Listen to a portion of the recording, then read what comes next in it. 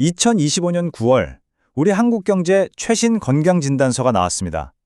KDI 한국개발연구원이 발표한 경제 동향 보고서인데요.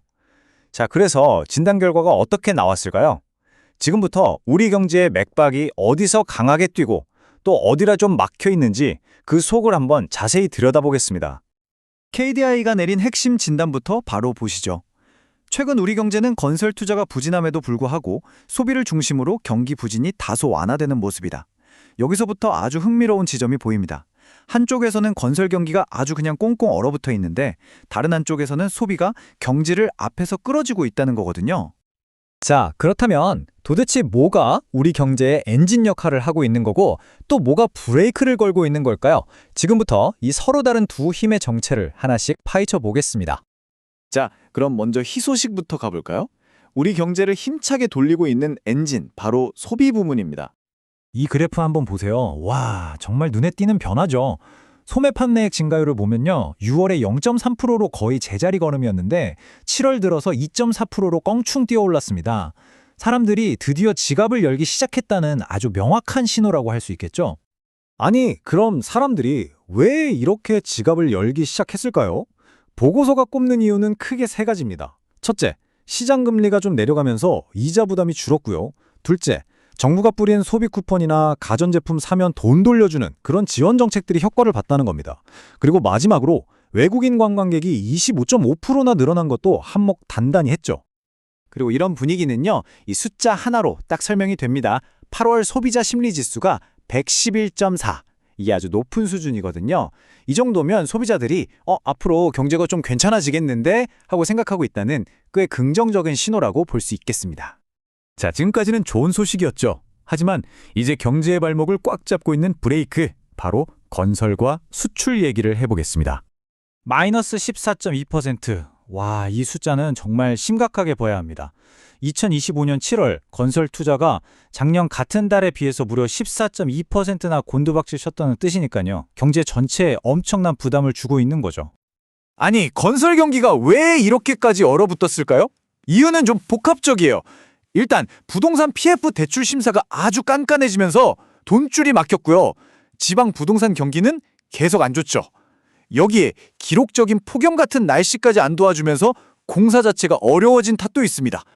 건설 투자가 그냥 명확한 내리막길이라면 수출은 좀 더 이야기가 복잡합니다. 아주 극과 극을 달리고 있거든요. 양극화가 아주 뚜렷해요. 자, 이 슬라이드를 보시는 그 상황이 딱 보입니다. 왼쪽을 보면요. 우리 경제의 효자 품목이죠. 반도체. 수출이 무려 32.8%나 급증했어요. 정말 대단하죠? 그런데 바로 오른쪽을 보세요. 미국의 고율관세 정책 때문에 대미 수출은 오히려 8.1%나 줄었습니다. 자동차나 철강 같은 품목들이 직격탄을 맞은 거죠. 이처럼 수출이 시장 안에서도 잘 되는 곳과 안 되는 곳이 명확하게 갈리고 있는 겁니다. 이런 불안감은 기업들의 투자에서도 나타납니다. 7월 설비 투자가 5.4% 감소했는데요.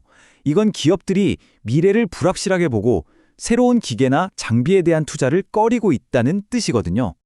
자, 그럼 이렇게 한쪽에선 끌어주고 다른 쪽에선 발목을 잡는 이 줄다리기가 우리 실생활, 그러니까 일자리나 물가에는 대체 어떤 영향을 주고 있을까요?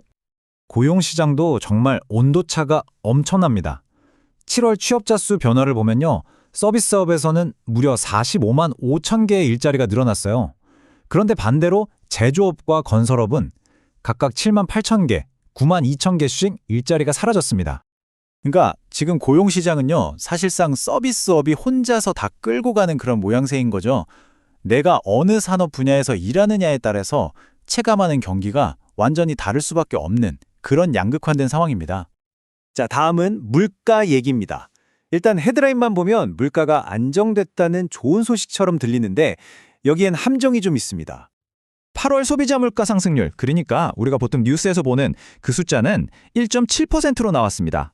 안정적으로 보이죠? 하지만 이건 약간의 착시 효과일 수 있다는 겁니다. 보고서는 일시적인 요인을 뺀 근원 물가 상승률이 2.1%로 여전히 2%대를 유지하고 있다고 짚고 있거든요. 바로 이겁니다. 이 착시의 원인이 뭐였냐면 바로 휴대전화 요금이었어요.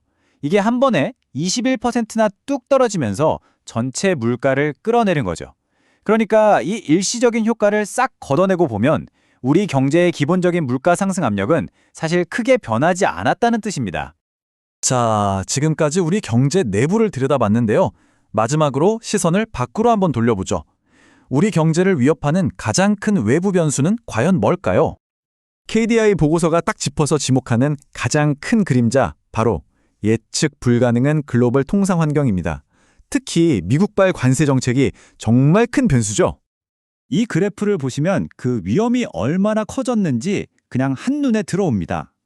미국의 통상정책 불확실성 지수가 과거 평균에 비해서 최근에 얼마나 치솟았는지를 보여주는데요.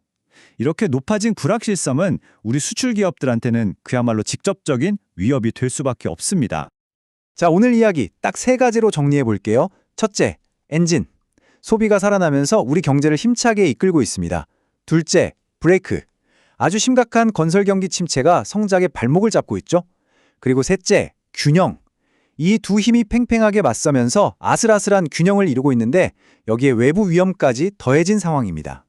결국 우리가 던져야 할 마지막 질문은 바로 이겁니다. 국내 소비라는 든든한 안전판 위에서 과연 한국 경제는 글로벌 무역이라는 거친 파도를 성공적으로 헤쳐나갈 수 있을까요? 이 질문에 대한 답은 앞으로의 정책과 대외 환경 변화에 달려 있을 겁니다.